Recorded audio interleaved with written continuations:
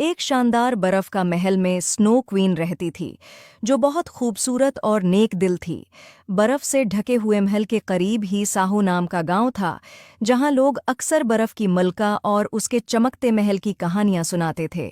उनमें एक बहादुर सी लड़की थी, जिसका नाम नूर था, जो बर्फ के महल जाने और बर्फ की मलका से मिलने का ख्वाब देखती थी। एक दिन नूर ने बर्फ के महल जाने का फैसला किया।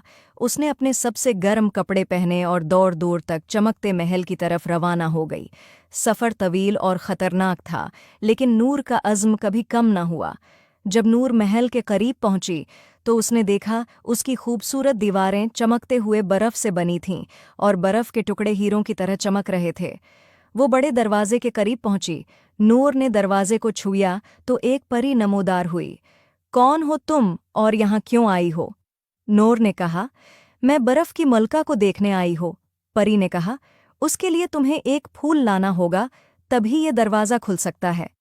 और वो फूल तुम्हें जंगल में एक झील के किनारे मिलेगा।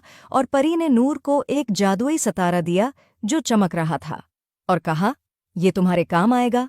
नूर ने जंगल में जाने का फैसला किया। जंगल में चलते चलते वो एक झील तक पहुंची और उसने वो फूल तलाश किया। नूर ने फूल को देखा और उतारने की कोशिश की, तो बहुत से मगरमच्छ ने हमला कर दिया। नूर देखकर डर गई, मगर फिर उसने बहादुरी से उनका मुकाबला किया और फूल हासिल कर लिया। नूर फूल लेकर महल गई। दरवाज़ा खुद ब खुद खुल गया। महल के अंदर हर चीज़ बर्फ से बनी थी, फर्नीचर से लेकर नाजुक फानूस तक। अचानक बर्फ की मलका जाहिर हुई, जो खालिस सफ़ेद लिबास और बर्फ के क्रिस्टल का ताज पहने हुई थी। खुश आमदीद नूर, मैं तुम्हारा इंतज़ार कर रही थी। तुम्हारी बहादुरी और अज़्म ने तुम्हें यहाँ तक पहुँचाया है।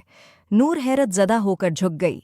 बर्फ की मलका ने नूर को शानदार बर्फ़ानी मुजस्मे और दलक्ष बर्फ़ानी बाग दिखाए। जब सूरज गुरूब होने लगा और बर्फ पर सुनहरी रोशनी बिखरने लगी, तो बर्फ की मलका ने नूर को एक खास हार दिया, एक बर्फ का लाकट जो जादुई रोशनी से चमक रहा था। ये तुम्हारी हर मुश्किल में मदद करेगा, बर्फ की मलका ने कहा। नूर ने बर्फ की मलका का शुक्रिया अदा किया और वो वापस गायों की तरफ रवाना हो गई। उम्मीद है आपको स्टोरी पसंद